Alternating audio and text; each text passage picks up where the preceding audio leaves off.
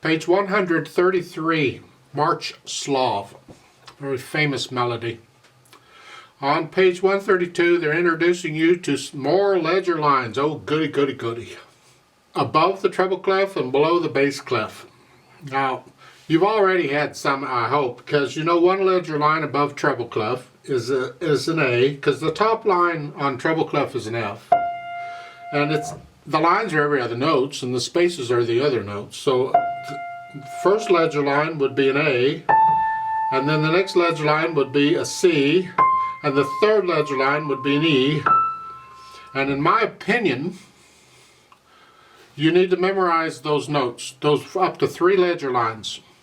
Within a staff, any staff, above or below, doesn't matter. Within 3 ledger lines, you really need to memorize those notes.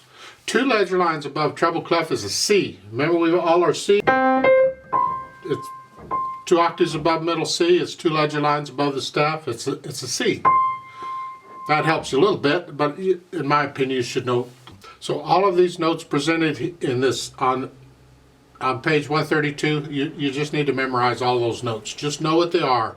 Immediately, you know the note name on any of them.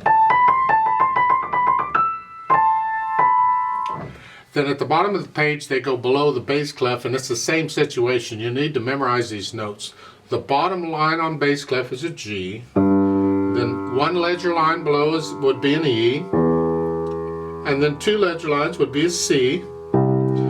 Remember, 2 ledger line above treble clef is a C. Well, 2 ledger line below bass clef is a C. And middle C is in the middle. Ain't that handy? And then 3 ledger lines is an A. And then the spaces are the other notes. So you need to memorize these A, C, so forth. Just memorize those notes. You'll get them a lot. You'll have a chance to keep. But if you see a note in the music, you don't know the name of it immediately, that's where you need to drill yourself on that note. Look it up. Take the time. Practice that. Just drill yourself. Because you can forget the rhythm. You just play the note and say the name of it over and over and over until you get them. It'll come eventually. It may take a while, but it'll come. So in March Slav, we get some of these. Isn't this wonderful? 4/4 time. We're in the key of A minor. No sharps or flats. Got accidentals, of course. Right hand first. You're starting here with an A minor chord. You got an A, a C, and an E. See, when you get these chords and you're not sure what they are, you spell out the chord. Start with the bottom note, and you figure it out, and then you go to the next note, and the next note, and the next note, and then whatever it is. And you figure it out, you spell it out. So it's an A, a C, and an E. It's an A minor chord. And then you have a D sharp, and then here. So rhythm, 1, 2, and 3, and 4, and 1. And then that dotted half note gets 3 counts, and then go on. 4, and...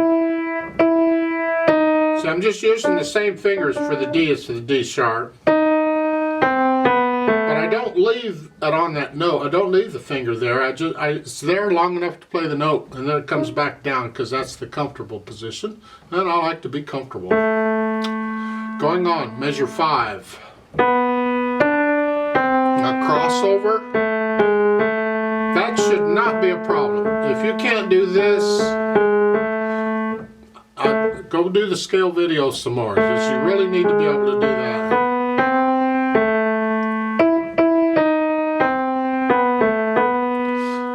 And then a measure 8, you got a beat rest to come back up. Basically, you're doing the same thing you just did, but an octave higher. Left hand, you're down here, A and E. And they're saying thumb, because you're going to use thumb for both? No, I don't recommend that. When it goes back and forth like this between 2 notes, I recommend you use second finger. So here to here. So use 5 and 2 here. 1, 2, 3, 4, 1. Now we have a triplet, second measure. 1 enda, 2 enda. 1 enda, 2 enda, 3, 4. Just work it out. You have beat 1, and then the first triplet 8th note is on 2, the half note's on 3. So 1 and a 2 and a 3 and a 4 and a. So the triplet and the half note, those 4 notes, all come together, boom, boom, boom, boom. There's no hesitation after the triplet. Some people think after a triplet you stop a little bit. Here, no, it flows right into the next note. You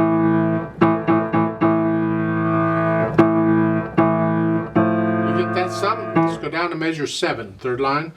Now you can use thumb. So it's with the same notes the right hand is playing, but you're down here. And the measure H, triplet again. 1 and a 2 and a 3, 4. And then for the next measure, I do a 1 here and then a 2. But you can do 2 immediately. It's up to you. And the measure 10, you come down an octave. It's an A and an E. And it's 2, and you can do a 5-1 here. Because you're not going back and forth here. Otherwise, I'd say 5-2. But 5-1 is fine. You just lift up and move. So it's 1 and a 2. You're gonna. It's like putting in maybe half of a half rest or something. This is real short. 1 and here, and then lift up and come back up. And depending on which way you want to go, since you used 5 and 1 here, if you want to use 5 and 1 here for the first note, that's fine. But then go to a 2. So you're ready for that. Or if you want to go straight to a 2, you can do that. I'll leave it up to you, to whichever. But the point is, on measure 11, at least for the second quarter note, it needs to be a 5-2. Whatever. And then you're going to do that again for measure 12. 1 and a 2. Now you're here. It's an F. And then, and the last 2 measures start with a 1. And the last measure, 1 and a come down. Here. That's fun. Put them hands together.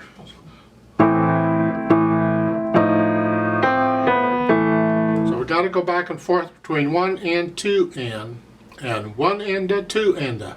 So the last beat of the first measure is 4 and 4 and 1. Then the second beat of the next measure is 2 and a. 4 and 1 and a 2 and a 3 and a 4. And it's 4 and. So we're going to keep changing back and forth in this counting, but piano players do this a lot. You'll get a lot of practice at it, and you'll get pretty good at it eventually. You may already be good at it. I don't know you. 1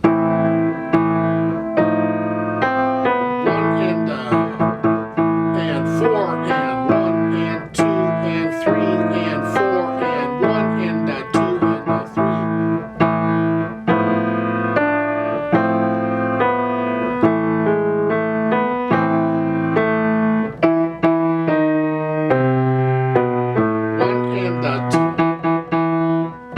During that rest, and the right hand comes up, you do the same thing with it. You can figure it out. Now this is a slow piece, so you've got time to move your hand around. You don't have any fast jerky motions here. It should be okay. And once you get that, as far as the articulation goes, it's all pretty much legato except for this lift up in the right hand between the slurs. In the left hand, you play it as connected as you can. You can't play the chords connected. Do the best you can. The right hand, lift up, between, it's like a breath. So lift up, and that's the articulation. Then the dynamics, it's soft. That's the melody. That's the top note, right hand. Now if you're struggling with, then just make the whole right hand soft. Everything else should be under it. Whatever you think soft is, then you make the left hand very soft.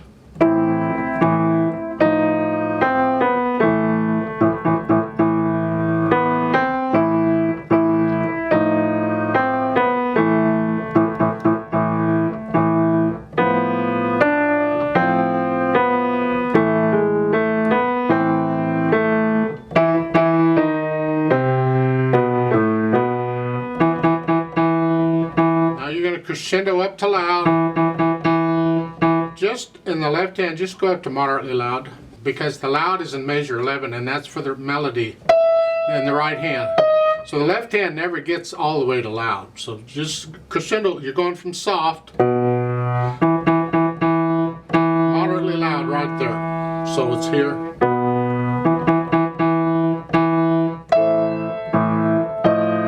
This is loud.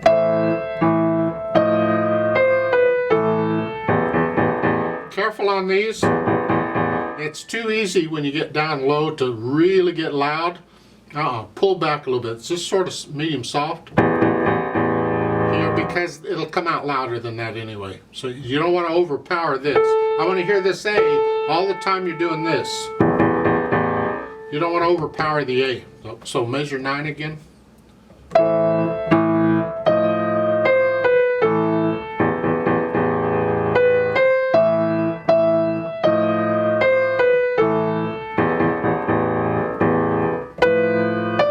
Staying loud all the way to the end. Then the next to last measure at the end of it, you have a retardando. You just slow down some. So the last two measures.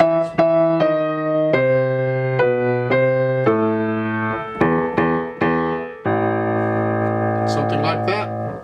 Now when I play with a metronome, I can't slow down, but that's the idea when you're playing. And then that fermata at the end, you hold that out for a while. When I do this with a metronome, I'll just double the value of the half note. I'll hold it for 4 counts, and then everything comes up. Well, this is an orchestra piece. We need a way of adding a lot of overtones. We want a full sound here, and we want to connect it. It's too choppy with this. That's too choppy. We want to connect this. So we add the pedal to help us out. It'll add the overtones, and it'll make it smoother and connected. But we have to be careful, because we don't want to smear it up either. This is not a fast piece, so the audience and everybody has time to hear all the notes. So if you start smearing things up, like in measure 8, they're going to have plenty of time to hear that smear. So we might need to check the pedaling here. I've noticed that Faber tends to simplify their pedaling, but I find that dangerous. I really do. So I want to complicate it a little bit. It's going to be overlapping pedals, so the hands and the notes go down first, and then the pedal. And I change the pedal after I play the notes. It overlaps just a little bit. So at the beginning it's here, notes first. Then I'm going to play the notes and then change the pedal. I don't even pedal the third. I don't even pedal those last 2 beats. Just the first 2 beats for the overtone, and to connect the left hand. Here, and I lift the pedal up with the right hand. I'm going to hear the phrase, and I don't pedal the 4th beat.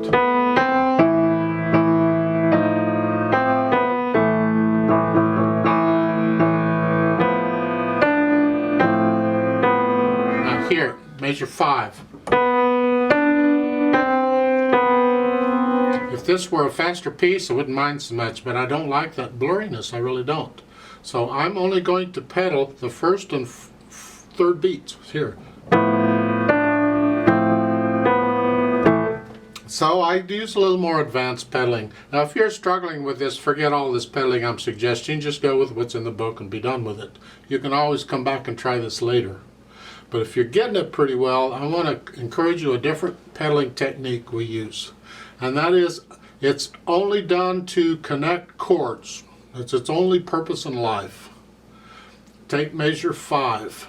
You have here and 6 chords. I want to connect them.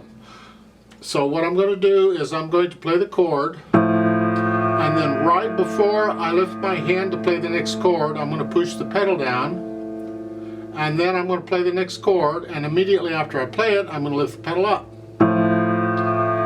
So I'm just pushing the pedal down just to connect the chords, and that's it. So it's here.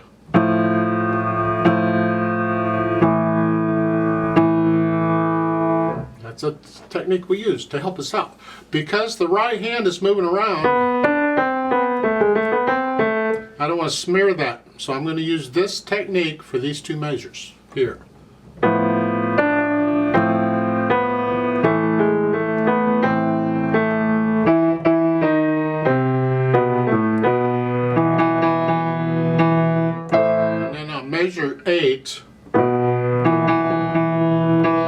lifting the pedal up, I want to hear a here.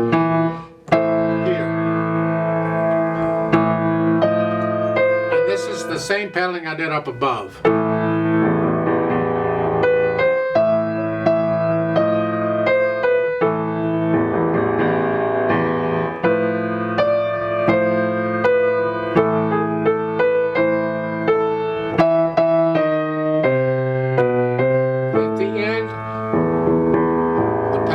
Up with the hands together. It's my impression of the piece. That's my suggestions on the pedaling. If you pedal it just the way it's written, it sounds like this.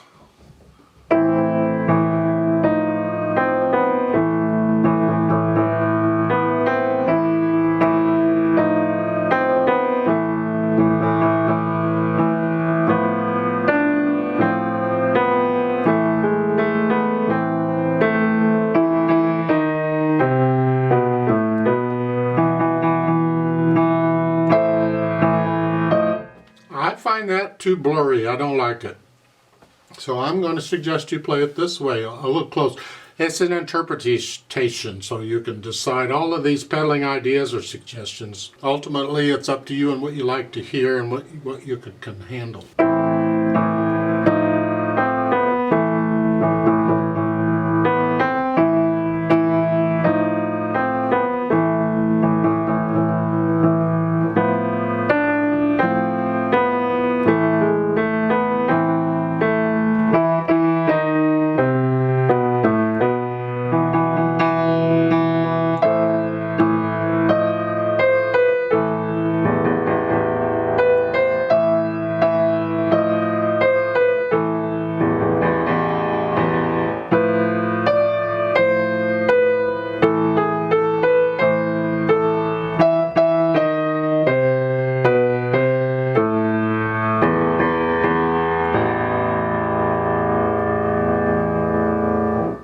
I'd like to play this with you very slowly to double check the notes and the rhythms. It's a slow piece, but I'm still going to go slower.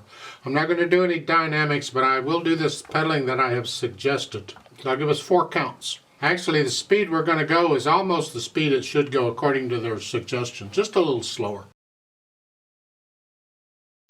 1, 2, ready, go.